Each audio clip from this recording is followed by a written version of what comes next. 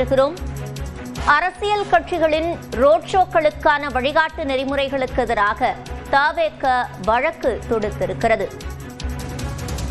அரசியல் கட்சிகளின் ரோட் ஷோக்களுக்கான வழிகாட்டு நெறிமுறைகளுக்கு எதிராக தவேக வழக்கு தொடுத்திருக்கிறது. அண்மை செய்தியாக பார்த்து வருகிறோம். அரசியல் கட்சிகளின் ரோட் ஷோக்களுக்கான வழிகாட்டு நெறிமுறைகளுக்கு எதிராக தவேக வழக்கு தொடுத்திருக்கிறது. கூடுதல் விவரங்களை செய்தியாளர் மதனிடம் கேட்கலாம். மதன், இந்த வழக்கில் என்ன கூறப்பட்டிருக்கிறது, என்ன கோரிக்கை விடுக்கப்பட்டிருக்கிறது? கரூரில் தவேக சார்பில் நடைபெற்ற மக்கள் சந்திப்பு நிகழ்ச்சியில் ஏற்பட்ட அந்த கூட்ட நெரிசலில் 41 பேர் சிக்கி உயிரிழந்தார்கள்.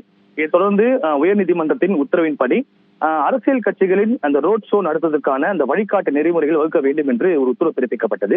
அதன்படி தமிழக அரசும் கடந்த ஜனவரி 5ஆம் தேதி அந்த வழிகாட்டு நெறிமுறைகளை வகுத்து அந்த அரசு வெளியிட்டது. இந்த நிலையில்தான் தற்போது அரசின் வழிகாட்டு நெறிமுறைகளை ரத்து செய்ய வேண்டும் என்று தவேகவின் இணை பொதுச் செயலாளர் CPR நிர்மல்குமார் தற்போது சென்னை உயர்நீதிமன்றத்தில் இந்த ஒரு மனுவை தாக்கல் செய்துள்ளார். அதாவது ரோட் ஷோக்களுக்கு அனுமதி கோரும் அரசியல் கட்சிகளில் அங்கீகரிக்கப்பட்ட கட்சிகளுக்கு முன்னுரிமை அளிக்கும் வகையில் அந்த வழிகாட்டு நெறிமுறைகள் உருவாக்கப்பட்டுள்ளதால் பதிவு செய்யப்பட்டு அங்கீகாரம் பெறாத கட்சிகள் பாதிக்கப்படும் என்று தெரிவித்துள்ளார்.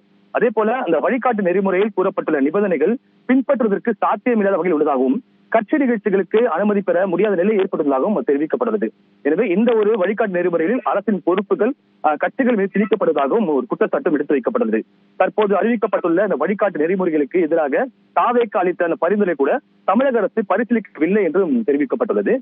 தற்போது வெளியிடப்பட்டுள்ள அந்த வழிகாட்டு நெறிமுறைகளை ரத்து செய்துவிட்டு அனைத்து தரப்பினரின் கருத்துக்களை மீண்டும் பரிசீலித்து புதிதாக வழிகாட்டு நெறிமுறைகளை வகுக்க வேண்டும் என்றுதான் தற்போது இந்த மனுவானது தாக்கல் செய்யப்பட்டுள்ளது. இந்த மனு விரைவில் விசாரணைக்கு வர உள்ளது. விவரங்களை வழங்கியமைக்கு நன்றி மதன்.